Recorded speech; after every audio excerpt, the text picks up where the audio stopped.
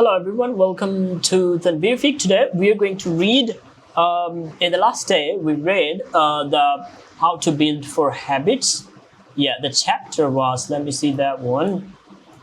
The last chapter was 3, how to build better habits in 4 simple steps. Today we're going to read the first law. So we are going to read the first law of atomic habits. Let's get started. As usual, I prepared everything of mine. So the first law, make it obvious. Okay, the man who didn't look right. The psychologist Gray Klein once told me a story about a woman who attended a family gathering.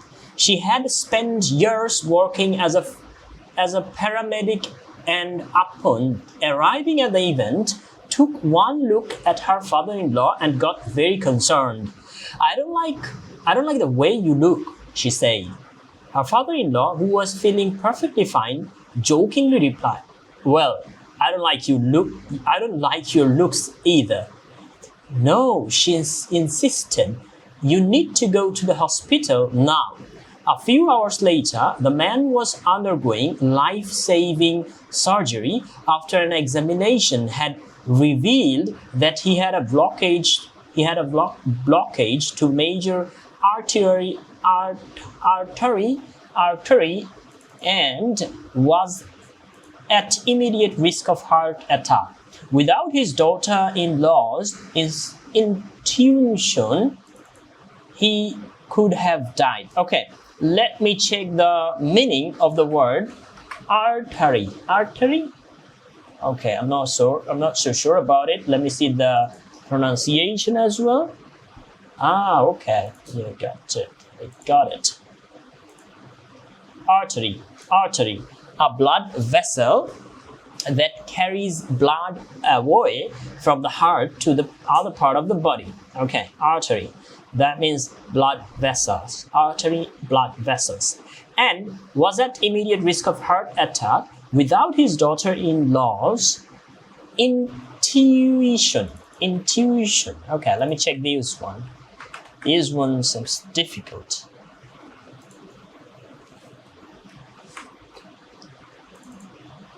It's a C1 level of vocabs. That's quite impressive. Intuition.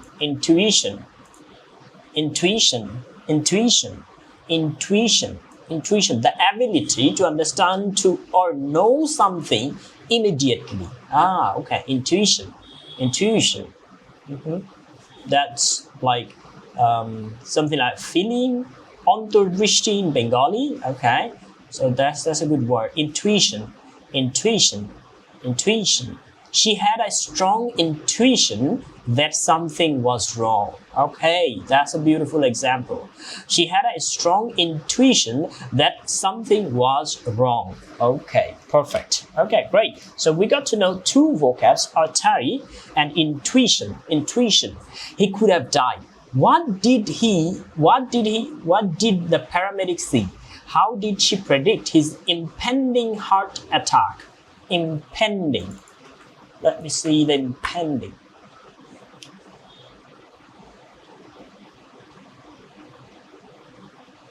Impending, about to happen soon, usually referring to something unpleasant or threatening. Impending,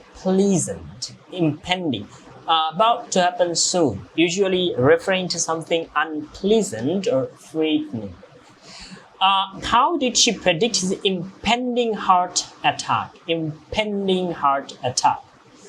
About to happen, okay, yeah, upcoming or something like that. When major arteries, so artery, the plural form is arteries, are obstructed. The body focuses on sending blood to the critical organs and away from peripheral locations near the surface of the skin. The result is a change in the pattern of distribution of blood in the face. After many years of working with people with heart failure, the women had unknowingly developed the ability to recognize this pattern on sight. She could not explain what it was that she noticed in her father-in-law's face, but she knew something was wrong. Similar stories exist in other fields. For example, military analysts can identify which blip on a radar screen is an enemy missile and which one is a plane from their own fleet, even though they're traveling at the same speed. Oh my God. Flying at the same altitude and look identical on radar in nearly every respect. Okay, let me see. A couple of vocabs. I can predict the meaning of vocabs, but I don't know this kind of vocabs. So when you will read, you'll be able to predict the vocabs, some vocabs, but you'll not be able to get the exact meaning of it. So let me check that one. Blip, which is blip on a radar. So blip means a small temporary problem or change that doesn't last long. It's also a small mark or sound on a radar screen. Okay, yeah. Blip on the radar screen, enemy missile, or in the plane from their own fleet, from their own fleet, even though they're traveling at the same speed. A group of ships, vehicles, aircraft that belongs to the same organization or other operator together. Okay, so the next one is during the Gulf War, Lieutenant Commander Michael Relay saved an entire battlemanship when he ordered a missile shot down, despite the fact that it looked exactly like the battleship's own planes on radar. He made the right call, but even his superior officers couldn't explain how he did it. Museum curators have been known to discern the difference. Okay, let me check the discern.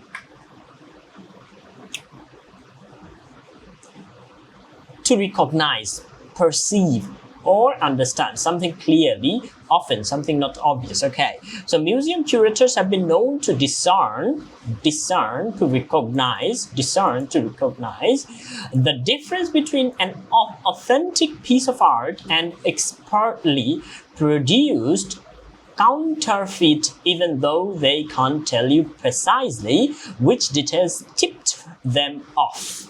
Experienced radiologists can look at a brain scan and predict the area where a stroke will develop before any obvious signs are visible to the untrained eye.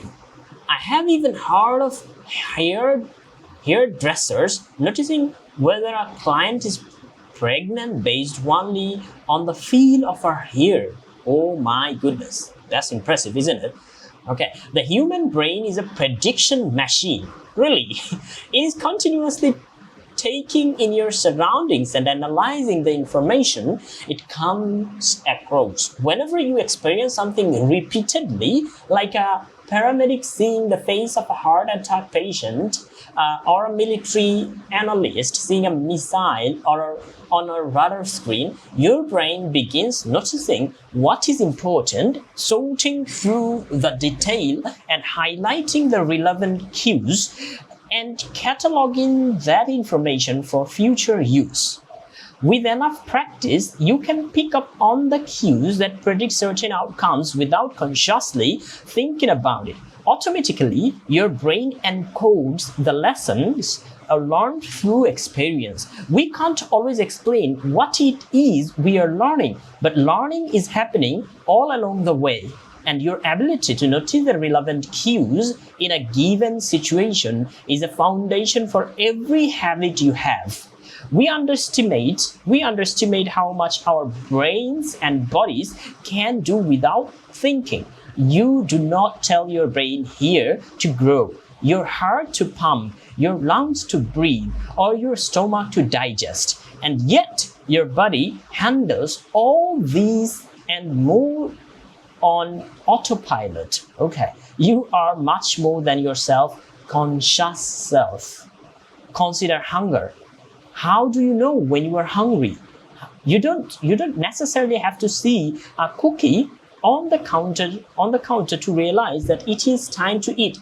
appetite and hunger are governed non-consciously. Your body has a variety of feedback loops that gradually alert you when it is time to eat again, and that tracks what is going on around you and within you.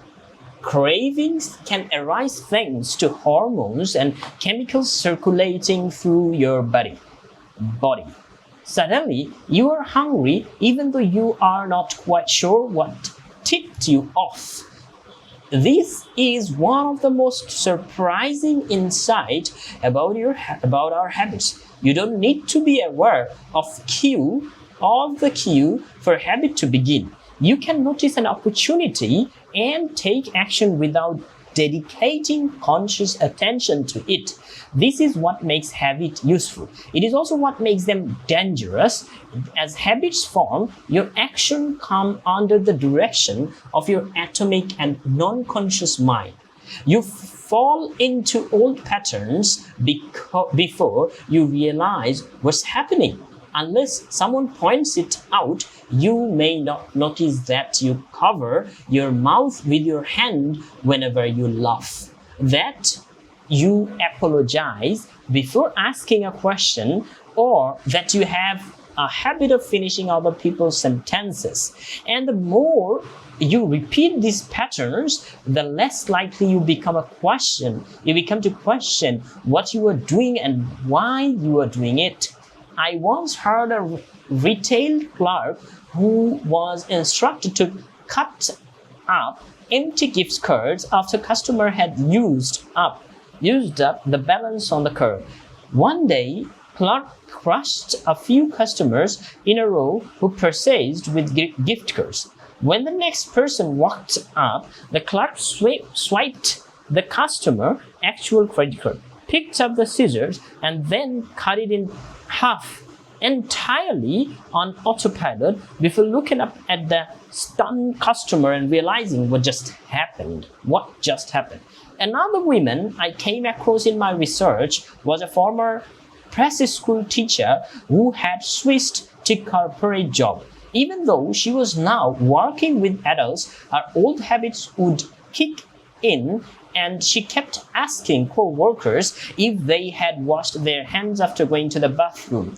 I also found the story of a man who had spent years of working as a lifeguard and would occasionally yell, "Walk!" whenever he saw a child running. Over time, I also found the story of a man who had spent years of working as a lifeguard and would occasionally yell, "Walk!" whenever he saw a child running. Over time, the cues that spark our habit become so common that they are essentially invisible. The treats on the kitchen counter, the remote control next to your couch, the phone in our pockets, our responses to these cues are so deeply reasoned. We must begin the process of behavior change with awareness. Before we can effectively build new habits, we need to get a handle on our current one. This can be more challenging than it sounds, because once a habit is firmly rooted in your life, it is mostly non-conscious and automatic. If a habit remains mindless, you can't expect to improve it. As the psychologist Carl Jung said, until you make the unconscious conscious, it will direct you life, and we'll call it fate. So that's the story of today. I hope guys you understand what we were discussing about. Thank you very much for being with me. We are going to meet in the next video. Till then, bye bye.